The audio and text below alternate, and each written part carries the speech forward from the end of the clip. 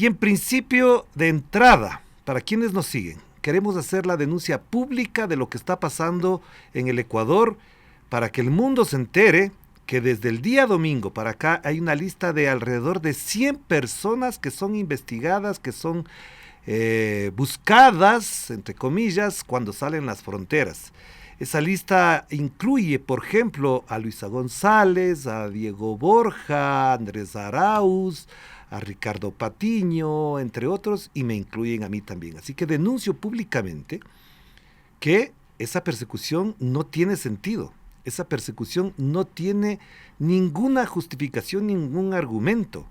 El día lunes, en la tarde-noche, por ejemplo, a Daniel Iboscus, el estratega de la campaña de la Revolución Ciudadana, le retuvieron en el aeropuerto, le revisaron todo, le quisieron retener su celular, le tomaron fotografías a los billetes que llevaba en el bolsillo, le preguntaron 10,000 cosas y al mismo tiempo su maleta fue rota el candado. ¿Por qué hacen esto? ¿A qué viene todo esto? ¿Cuál es el sentido de poner una lista de personas de una u otra manera vinculadas a la Revolución Ciudadana y otras que no están directamente relacionadas, que han sido simpatizantes? ¿Y yo qué tengo que hacer en esa lista? ¿Para qué? ¿Cuál es el propósito del hostigamiento que hay contra las personas que piensan distinto? ¿Hay una investigación? ¿Hay una indagación fiscal?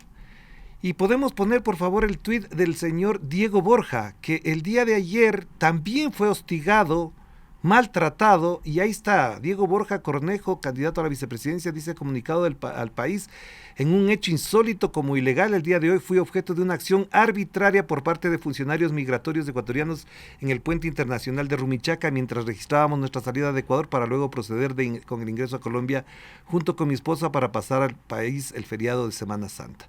Normalmente, de lo que conozco, Diego Borja tiene familiares, incluso va regularmente a Colombia y lo hace por tierra. Normalmente es lo que me ha comentado. Y él denuncia, pero sin ninguna orden judicial, sin mediar explicación alguna y con absoluta prepotencia intentaron arrebatarme la libertad, me retiraron la cédula de identidad y buscaron detenerme. Mi falta ha sido ser el binomio vicepresidencial de la Revolución Ciudadana, de la cual estoy muy honrado. Mi falta ha sido defender un proyecto político que siempre ha creído en la justicia social, la distribución, en la prosperidad, la soberanía y la dignidad. Como economista, como exministro y como ciudadano, me he pronunciado públicamente contra la entrega del país, contra la persecución política, etcétera, etcétera. Dice además: hoy, al igual que miles de compatriotas, he sentido en carne propia el peso de un Estado que persigue en lugar de proteger, que intimida en lugar de dialogar. Afortunadamente logré resguardar mi integridad cruzando a territorio colombiano, evitando así una detención sin causa, sin orden judicial y sin base legal alguna. Esta no es la primera arbitrariedad ni la única vulneración a mis garantías, mi seguridad y la de mi familia. Las amenazas deben parar. El Estado es responsable de garantizar nuestra vida y nuestros derechos. Sin embargo, le hablo al país con la frente en alto, como siempre lo he hecho, porque el Ecuador no necesita más silencio, necesita verdad, y esa verdad, aunque incomoda para algunos, no se detiene con amenazas ni con amedrentamientos. Y como les digo, esto lo escribe Diego Borja, pero tuvo Tengo un audio aquí, por favor, si me lo pueden cortar.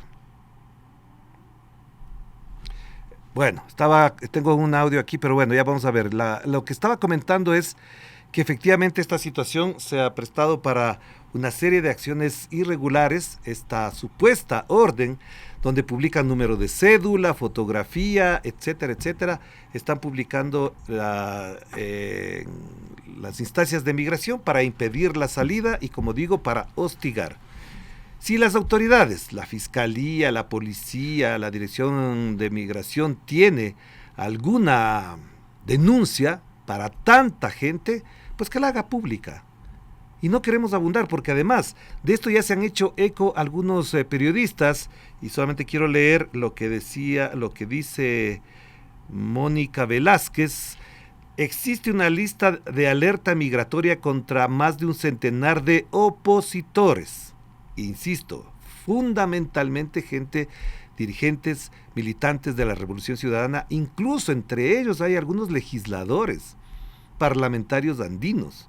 Esta es una acción policial opaca que se inventó durante el gobierno de Guillermo Lasso y que busca complicar o impedir la salida del país de varios objetivos por razones políticas. Eso es lo que dice este momento Mónica Velázquez, la periodista de La Posta, en su cuenta de X. Así que, caballeros, caballeras, señoras, señores, el señor de la Gasca, que llamó a la pacificación, que dijo que ahora es el momento del diálogo, que incluso él extendería la mano, si no me equivoco, me corregirán las palabras exactas. Entonces, ¿a qué viene todo esto? Hay una investigación. ¿Para qué piden la plata? ¿Por qué piden la plata que está en los bolsillos? ¿Para qué piden fotografían los billetes? ¿Cuál es el propósito de esto? ¿En qué parte del mundo se ha visto? Y voy a decir algo que es muy importante.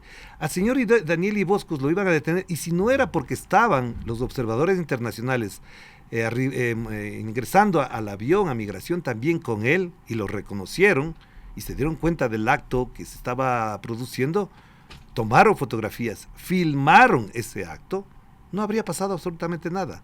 Así como con Diego Borja. ¿Para qué quieren las fotos de los celulares? ¿En qué parte del Código Procesal Penal existe una orden que en migración uno tiene que exhibir las fotografías de su celular? Señores de migración, si tienen algo que mostrar, si tienen algo que investigar, cuando se acercan a una persona que va a abordar un avión, le tienen que explicar, le tienen que mostrar la orden, etcétera. ¿O acaso están repitiendo esas prácticas que, por ejemplo, en el aeropuerto de Panamá se han hecho comunes y corrientes?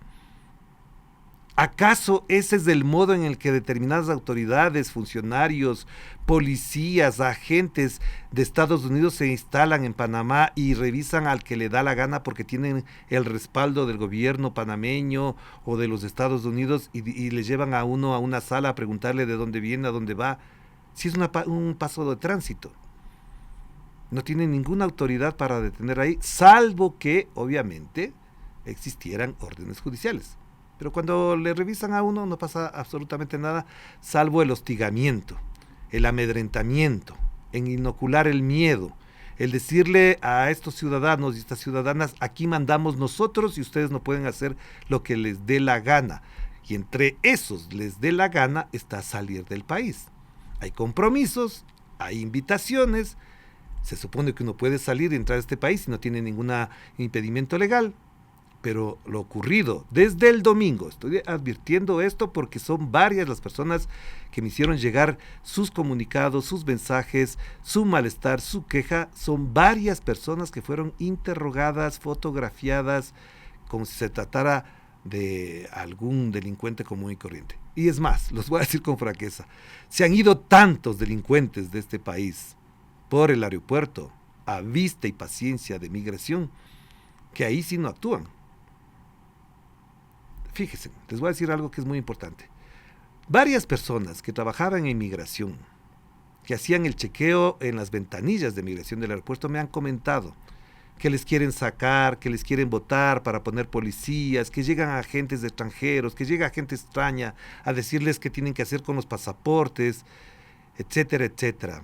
Eso de capturar imágenes, de sustraerse la información de los celulares, solamente tiene un propósito que todos lo sabemos, para montar después falsos positivos, para después clonar voces, imágenes, textos y armar juicios, casos, estigmatizar. ¿Cuántas experiencias tenemos de esas? Muchas, varias. La última obviamente fue utilizada perversamente en la campaña electoral, pero esta es la situación. Insisto, ahora también Anderson Boscan, Mónica Velázquez y otros más han hecho públicos esta alerta, que existe una alerta migratoria contra más de un centenar de opositores. Y en la lista, les digo, aparece gente que no tiene nada que ver con la Revolución Ciudadana, que ha simpatizado, puede que sí, que haya votado por Luisa González, por Rafael Correa en su momento, por Andrés Arauz, es otra cosa completamente distinta. También, me están diciendo por acá, hay empresarios. Esos empresarios están en la lista quizás porque aportaron dinero en la campaña de Luisa González, de Carlos Rabascal, de Pedro Granja, de Leonidas Issa, por si acaso es eso lo que están buscando. ¿Por qué no hacen una larga lista de todos los que trabajaron en la campaña de Daniel Noboa y pusieron plata en la campaña de Daniel Noboa, o pusieron su esfuerzo laboral en los días en que había silencio electoral? Si vamos a hablar de democracia, si vamos a hablar de libertad, como dijo ayer el señor Daniel Noboa, ahora se respira libertad, pues que la libertad se ponga en ejecución, se la viva, se la goce y se la asuma en todas las instancias. No hay libertad cuando a una persona como Daniel Boscus o como Diego Borja, entre otros, que no quiero mencionar más, porque me han pedido que guarde, por cuidado además, se les investiga de esa manera en las instancias migratorias. Así no hay libertad. Y entonces, entremos a la otra parte del comentario. Lo que dijo el día de ayer el presidente Daniel Noboa en el discurso frente a la Plaza Grande, que a los años de años se abre para que la gente pueda ver el cambio de la Guardia Presidencial. Qué bueno que ahora se abra eso. ¿Por qué no estuvo abierta? Pues ahí en ese discurso dijo que por fin se respiran aires de libertad. Pregunto entonces, solamente por hacer de abogado del diablo, que es lo que podría pensarse normalmente cualquier persona. Desde el 13 de abril para atrás no se vivían aires de libertad. ¿Quién gobernaba antes del 13 de abril del año 2025? ¿Por qué ahora sí se vive aires de libertad? Estas cosas creo que no se las puede decir así fragantemente y alegremente. Si se viven aires de libertad, que se los viva a plenitud, antes del 13 como después del 13. Antes del 13 no hubo funcionarios públicos que denunciaron que se les estaba obligando a ir a capacitaciones para que se conviertan en coordinadores de las juntas electorales. Eso no es libertad. No es libertad. Y lo decimos con absoluto respeto y responsabilidad. No es libertad.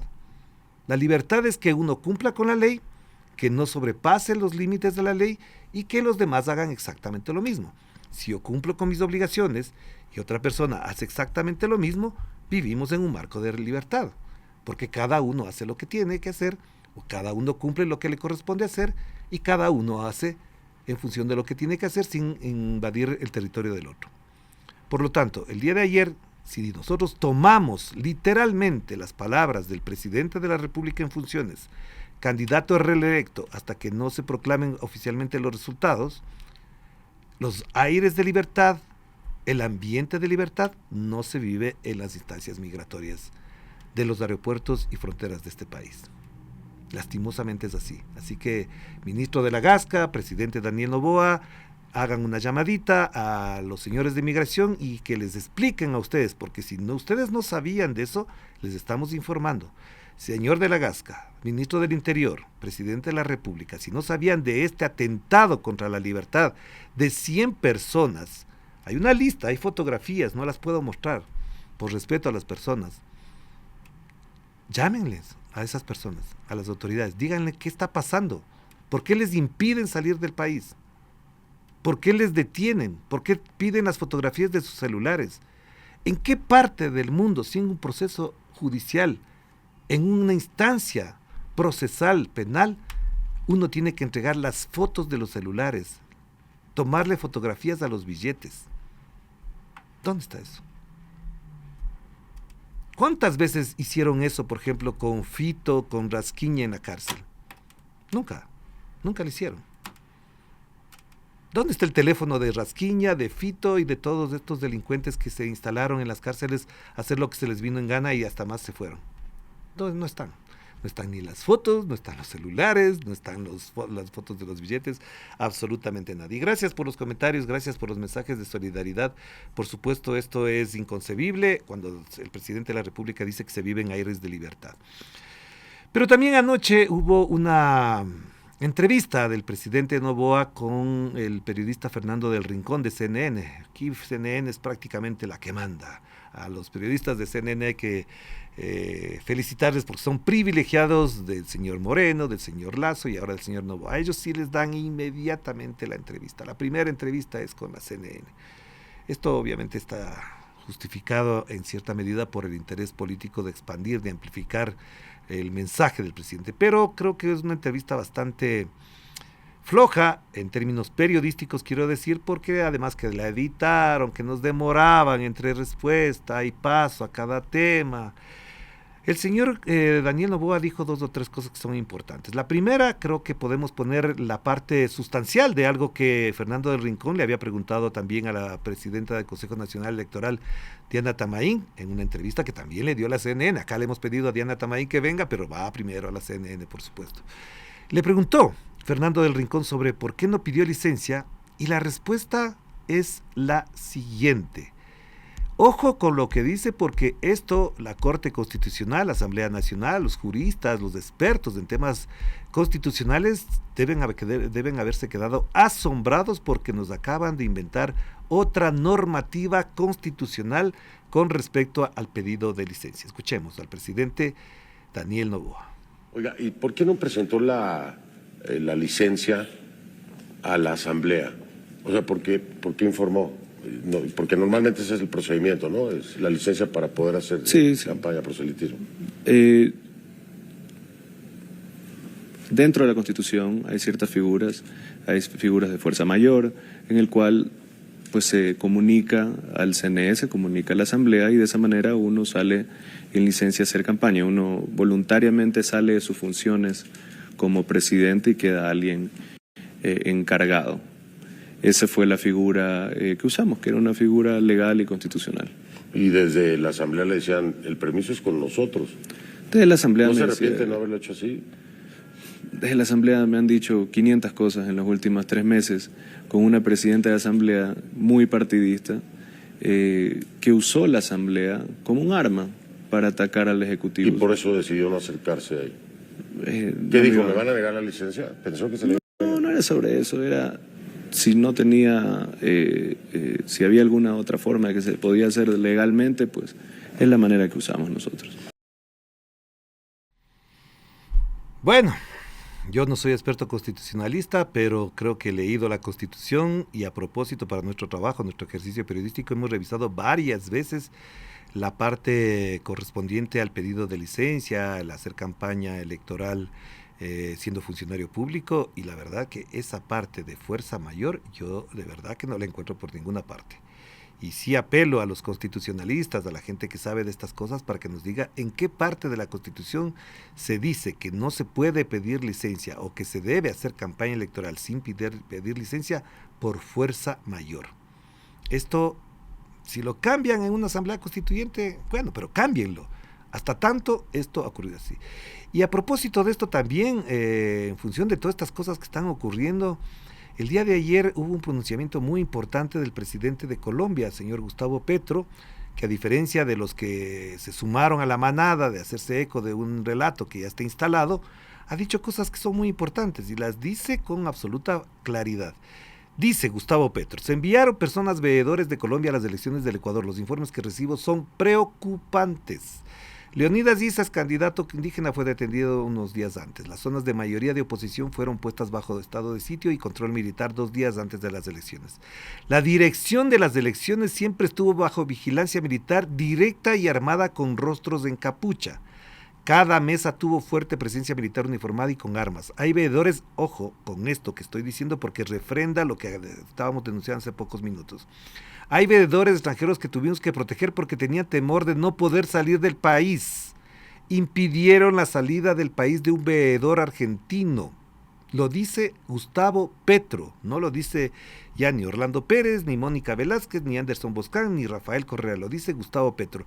Impidieron la salida del país de un veedor argentino. ¿Con qué argumento? Ninguno. ¿Con qué juicio en marcha? Ninguno. Y sigo con el comunicado de Gustavo Petro. Creo que el gobierno debe entregar las actas de cada mesa para ser verificadas. Hasta el momento me expresaré oficialmente. Quiero la mejor de las relaciones diplomáticas con nuestros vecinos de la antigua Gran Colombia. Del presidente Noboa tengo buenos recuerdos de amistad. No interferí en nada en el proceso electoral y conservé mi neutralidad. ¿Pueden bajar, por favor, un poquito más? O creo que es todo ahí. Pero igual, en el caso venezolano, las cosas deben aclararse al máximo. Solo así tendré la seguridad de no equivocarme. Ojo, esto es clave. Manténganla ahí porque solamente quiero decir algo más sobre el tema. En el caso venezolano hubo una retahíla de medios de comunicación que exigieron las actas. Y el propio Gustavo Petro en su momento exigió las actas del proceso electoral venezolano.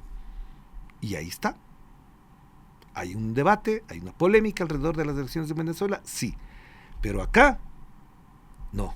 Acá no piden actas. Claro, no se trata de Venezuela, no se trata de Nicolás Maduro. Es más, la señora Diana Tamain tuvo la indelicadeza de decir que si Nicolás Maduro habla de fraude, entonces aquí no hubo fraude. Pero cuando estuvieron en elecciones en Venezuela, exigían las actas. Señora Diana Tamain, hay que cuidar un poquito las palabras porque eso se le puede revertir en la historia. Se le puede revertir. Gustavo Petro ha pedido las actas, ha dicho que se exponga y que si se equivocó, pues por supuesto que tendrá que expresarse oficialmente frente a eso. La duda está. El comunicado de la Revolución Ciudadana está. Pero como la mafia mediática aquí es tan poderosa, ya instaló el relato de que aquí no pasó absolutamente nada. Y hay indicios, hay pruebas, hay gente que ha denunciado, por ejemplo, en papeletas de votación en Nueva York, en que la papeleta donde aparece la imagen de Diego Borja no es la papeleta que se distribuyó internacionalmente. La papeleta en la ánfora ya no era la misma. Si todo eso está ahí, señora Diana Tamain, Tribunal Contencioso Electoral, al menos tenga la delicadeza de sospechar de que algo no funcionó bien. ¿Que eso cambie radicalmente el resultado? No. Y lo voy a repetir. Si eso no cambia el resultado, pues así están dadas las cosas. Lo que no podemos dejar es ninguna duda de lo que fue el conteo, las actas, la reducción espantosa y extraordinaria de votos blancos a 0,63, si no me equivoco. Alguien me podrá decir si me equivoco. De pronto los votos blancos, que es dejar la papeleta en blanco, se redujeron. Hay gente que dice en redes sociales y en entrevistas, dice, esos votos se llenaron a favor de Daniel Noboa. ¿Eso quién lo tiene que probar? El Consejo Nacional Electoral. Pero tampoco podemos hacernos los locos con estos temas. Tampoco podemos quedarnos como si nada pasó, como que si no se pidió licencia, como que se designó una vicepresidenta, que los funcionarios públicos regalaban ollas, cocinas de inducción, que el sábado estuvieron en varios barrios, que en Esmeraldas llegaron con regalos del mismo día, la víspera de las elecciones. No, pues, esas cosas no son así. No se puede jugar con un árbitro de un lado. Los unos juegan con zapatos, con balón nuevo, los otros sin zapatos, con el arco soletas. No, así no puede ser. Si eso no cambia sustancialmente el resultado y si Daniel Noboa ganaba por 1,000, por 2,000, por 10,000, por 100,000 votos, pues ya, eso está ahí. Pero tampoco hagan de las elecciones una estrategia de posicionamiento de una realidad que no existe. Y quiero además señalar, si los resultados oficiales son los que están, y digamos que esos son los que ocurrieron en la realidad, hay un voto de cerca de 45% a favor de la Revolución Ciudadana de Luisa González y de Diego Borja, que no está de acuerdo con lo que está pasando en este país. Y así como los Pallares, los Vera, los Calderón, los Rojas y demás en su momento, cuando ganaba Rafael Correa con un 57, 58% o 55%, decían el 40% no está de acuerdo, por lo tanto tiene que respetar. Pues ahora les quiero escuchar a los Vera, a los Rojas, a todos ellos, a toditos ellos, a los Pallares, a los Aguilar Andrade y demás, les quiero escuchar diciéndoles que ese 45% está diciendo algo, si es que es 45%. Yo creería que es un poquito más, o posiblemente es mucho más, ya, para ser más exactos. Seamos así, por lo que me están comentando por acá. Seamos un poquito más, ya, digamos que es un 45%, ya no pasa de eso. Ese 45% dijo que no. a las políticas de seguridad, a las políticas de educación, de salud, de electricidad, de la gestión del petróleo. Porque además, para cerrar, no robarme tanto tiempo, obviamente, aquí hay un problema real. Y quiero efectivamente tomarme estos minutos para esto. Me están escribiendo varias personas, yo les agradezco, pero no alcanzo a leer todo lo que están mostrando aquí, que son muchas cosas. Me están mostrando más fotos de todo esto. Efectivamente están aquí varias cosas con la denuncia que hemos hecho, pero bueno, no quiero abundar en esto porque habrá momento para hacerlo periodísticamente, no políticamente. Los políticos que lo hagan políticamente, nosotros lo hacemos periodísticamente. El resultado electoral del domingo 13 de abril del 2025 marca un momento especial. El señor Daniel Noboa, en la entrevista de ayer, si es que Meli me confirma, hay una parte donde habla de la parte económica, ¿verdad? Sí, de lo que está la situación económica, de lo que va a pasar en el Ecuador. Pongámosla porque él dice unas cosas y el señor director del Banco Central dice otras. Las estadísticas del Banco Central dicen otras. Por responsabilidad pública, funcionarios, autoridades. Pongamos el caso del señor Pavel Muñoz y dice que en el Ecuador, en Quito, la avenida Galo Plaza está en malas condiciones. Sus funcionarios le dicen, no, señor alcalde, Pavel Muñoz, la avenida Galo Plaza ahora es una belleza, es un lujo por donde pasan miles de autos todos los días. Le van a decir al alcalde, ¿por qué miente? Si la avenida Galo Plaza ya está hecha, ya está arreglada. O le dirán, no, es que los trolebuses no están funcionando, los trolebuses nuevos están funcionando. Que si alguno tiene una falla, a lo mejor sí. Pero no se puede haber una contradicción entre lo que dice el presidente de la República y lo que dice el director del Banco Central.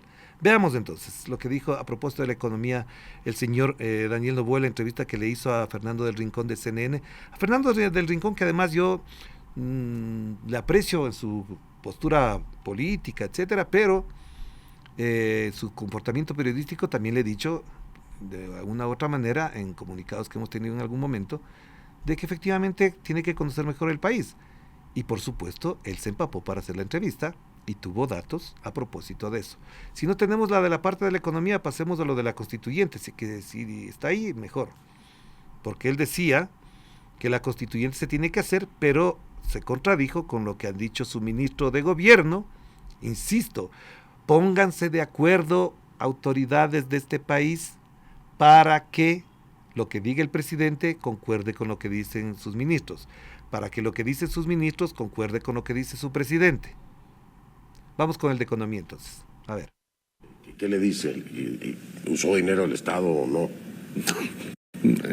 Se usó dinero del Estado y dinero de los ecuatorianos en beneficios para ellos mismos cuando era presidente en funciones. Eran programas que estaban desde el inicio.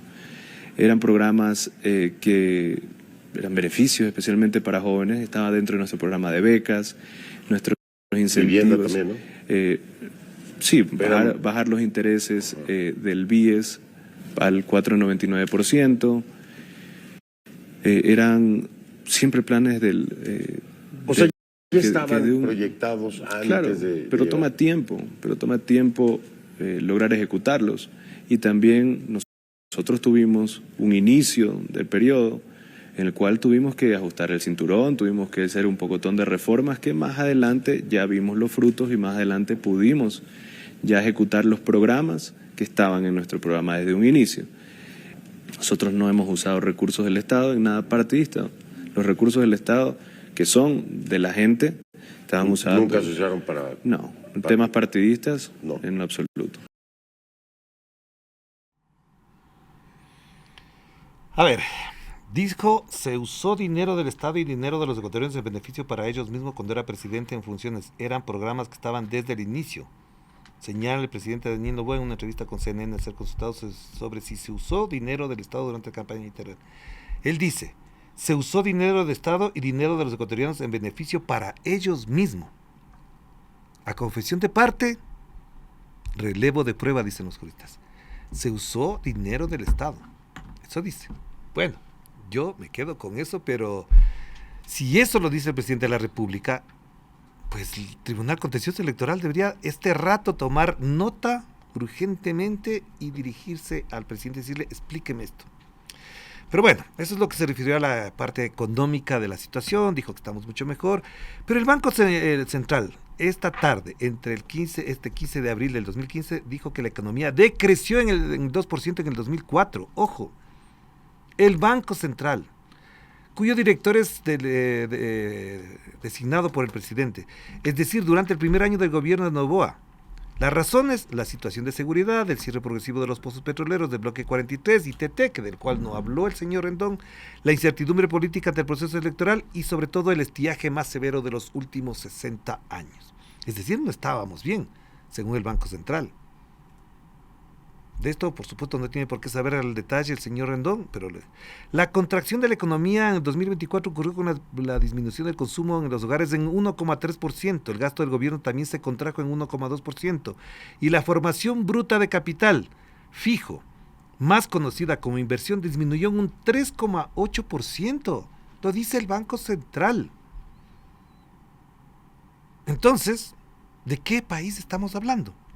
Y además los expertos señalan que en el 2025 apenas habrá un rebote de estas actividades clave, pero por un efecto típico de la economía que cuando tiene una caída al año siguiente crece.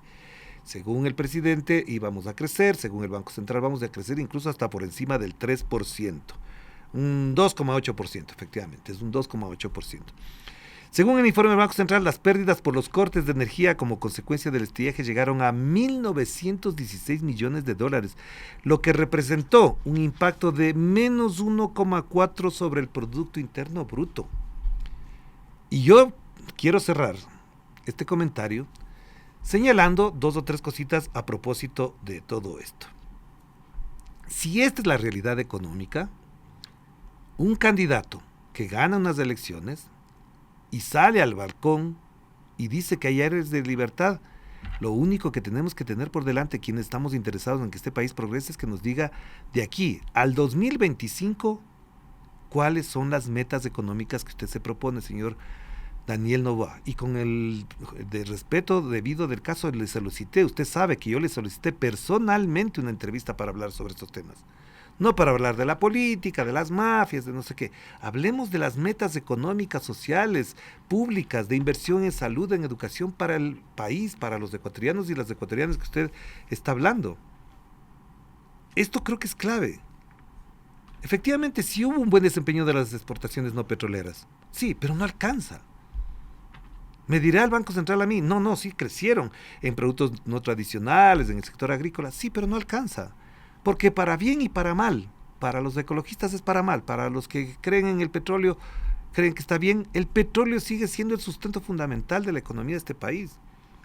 Esto hay que tenerlo claro. Y además, hay que tenerlo absolutamente claro que con los datos del presupuesto devengado, las cifras de millones de dólares de la inversión y el gasto en salud y en educación en el 2023 al 2024 fueron muy bajos, muy bajos. Entonces, la inversión en salud del primer año del gobierno de Daniel Noboa cayó 8%, es decir, 248 millones entre 2023 y 2024. Cayó 8%. La pregunta que uno se le hace a un candidato elegido como presidente o a un presidente reelecto es, ¿cuál es su meta para este año? ¿Más 8%, 20% o 25% como establece la Constitución?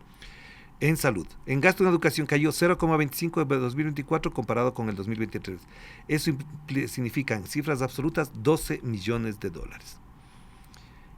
Es decir, hay una serie de datos. Son muchos los datos que habíamos preparado para este comentario con respecto a la situación del país, porque efectivamente en la entrevista con CNN, Daniel Noboa señaló que la entrega de bonos y ayudas sociales durante la campaña electoral estaban contemplados desde el inicio. Sin embargo, si uno ingresa al presupuesto general del Estado del año 2025, no se contempla ni se observa ninguna asignación presupuestaria sobre las ayudas que decretó en campaña, ¿no? Es más, es algo también es muy importante. En la ejecución presupuestaria de lo que va del 2025, sí se detallan ayudas sociales que siempre brinda el gobierno como el bono de desarrollo humano, pero no están contemplados nuevos bonos ni ayudas sociales, que además esto suma mucha plata. Y Fuentes del Ministerio de Finanzas nos dijeron, nos explicaron que al existir la prohibición legal de incrementar el presupuesto en un año electoral, la opción para financiar las ayudas y nuevos bonos sociales es a través de la reasignación del presupuesto. Es decir, se tomaron recursos asignados de una institución X, se los coloca en la entidad que entregará los bonos, en este caso el Ministerio de Inclusión Económica y los Ministerios del Interior y Defensa. Esa fue la justificación. Y aquí hay que hablar con claridad.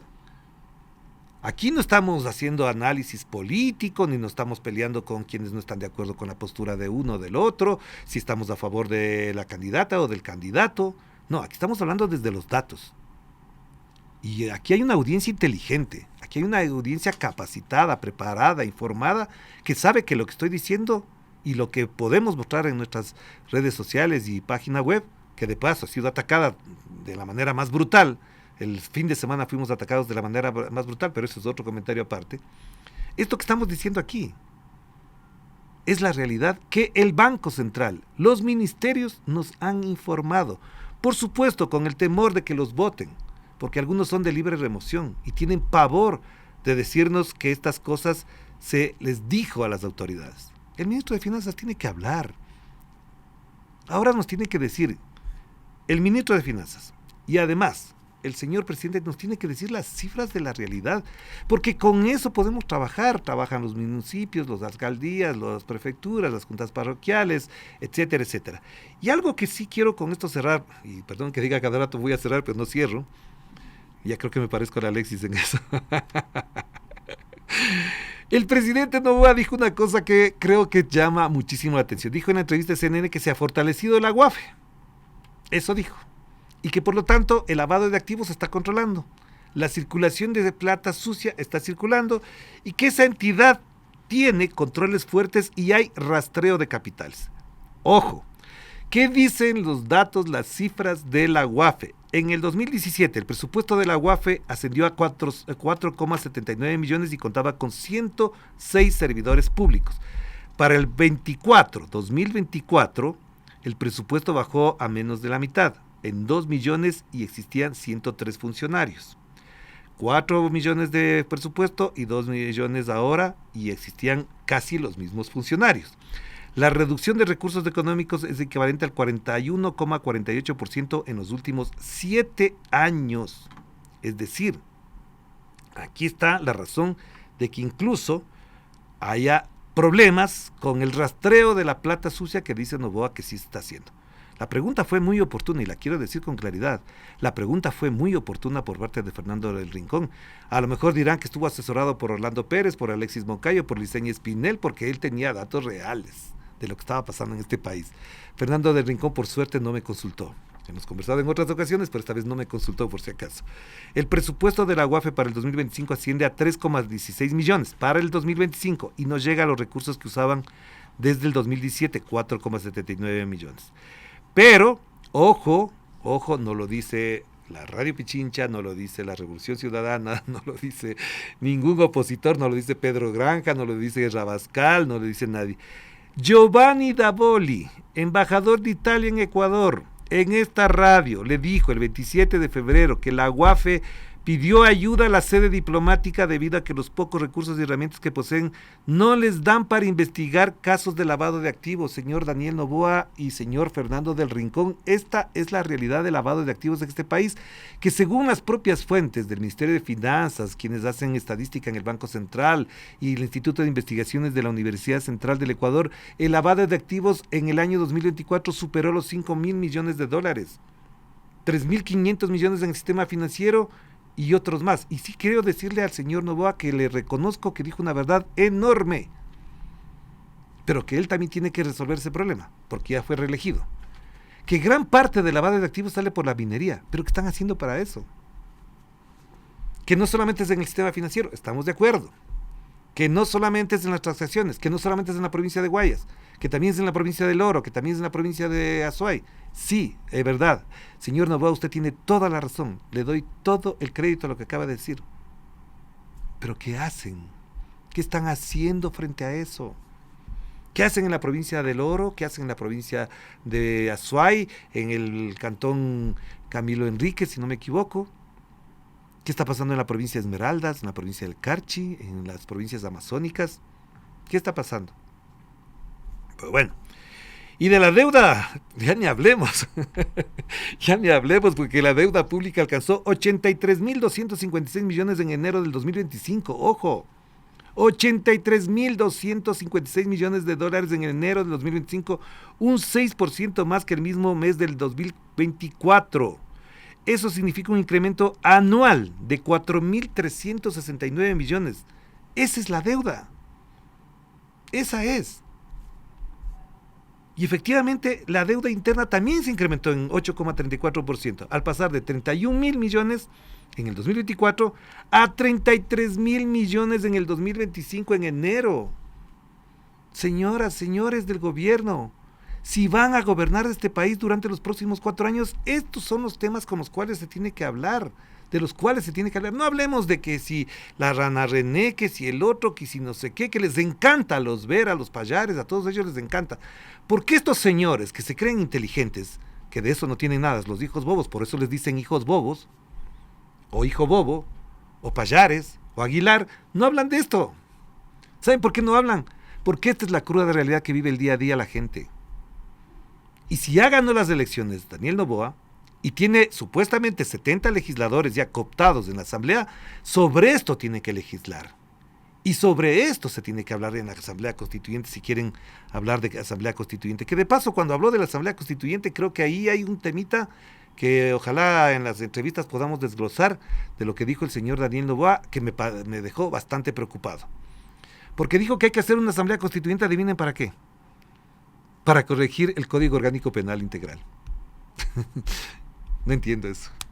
Se hace una Asamblea Constituyente para corregir el Código Orgánico Integral Penal. Señores, yo creo que ahí debajo hay otras cosas, pero bueno, lo que estoy diciendo en concreto es que la situación económica de este país, los datos que da el Banco Central, la realidad de la deuda externa, de la deuda interna, de los déficits, de la inversión pública, son los que deben preocupar y son los que no se hablan. Porque por supuesto les encanta la mofa, el insulto, la diatriba, y ahora impedir que más de 100 personas puedan y podamos salir del país cuando nos dé la gana para volver, porque tenemos invitaciones que han quedado postergadas, lo digo personalmente yo tenía una invitación para el mes de abril, para el 14 de abril, y ya no pude salir, y ahora tengo unas restricciones según la migración, y más de 100 personas, como le pasó a Daniel Iboscus, le pasó a Diego Borja, y a un veedor internacional argentino también. Ocupémonos de esto, de los datos de la realidad, de la economía, de lo que implica vivir todos los días. Porque cuando hablan de la desdolarización, lo que se tiene que preguntar cada uno de ellos es, los Vera, los Aguilar, los Payares, los Rojas, etcétera, es si esos dólares le alcanzan a la gente, no si cambiamos de moneda. Ese no es el tema. Aquí nadie va a cambiar la dolarización porque es absolutamente imposible. Es como sacar del tubo dentrífico, sacar la pasta, es imposible volverla a meter. Así más o menos es la dolarización. Pero como les encanta hablar de eso porque les rinde réditos, la pregunta que se deben hacer es, estos señores, si efectivamente con esos dólares de una economía dolarizada les alcanza para vivir. Si con $470, que es el sueldo básico, hay gente que puede vivir con bienestar, con normalidad, pagar sus deudas, pagar sus cuentas, irse de feriado este fin de semana largo de feriado, si se puede ir a la playa. Si es que puede ir a Manabí, a Esmeraldas, a Santa Elena y no tener el miedo de regresar con un familiar menos o con toda la familia menos. Eso es lo que, para eso sirven los dólares, la dolarización. No para estar haciendo campaña electoral. Pero bueno, gracias además a la información que me dio Wilmer Torres sobre este tema, porque Daniel Noboa tendrá que pagar este año, ojo con lo que voy a decir, 16.454 millones tendrá que pagar. Perdón, entre el 2006 y 2029 tiene que pagar, ese es dato Wilmer, ¿sí?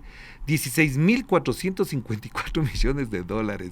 Señor Daniel Noboa, ¿de dónde va a sacar esos 16.454 millones? Y en este año que hay guerra comercial, precios del petróleo caídos, ¿qué vamos a hacer? Bueno, además este montón no incluye intereses, ojo, que es muy importante, clave. Eso podría subir muchísimo más. 7 de la mañana, 49 minutos. Perdonen que me haya extendido, pero tenía tanta cosa contenida desde el día lunes para acá para hablar no de la política, sino de la realidad, que es la cruda y que nos acompaña todos los días. La gente que sale, que aquí en la Floresta les veo esperando el bus, a esa gente viéndoles a los ojos no les veo con esperanza. A la gente que no puede salir con el país no le veo en libertad.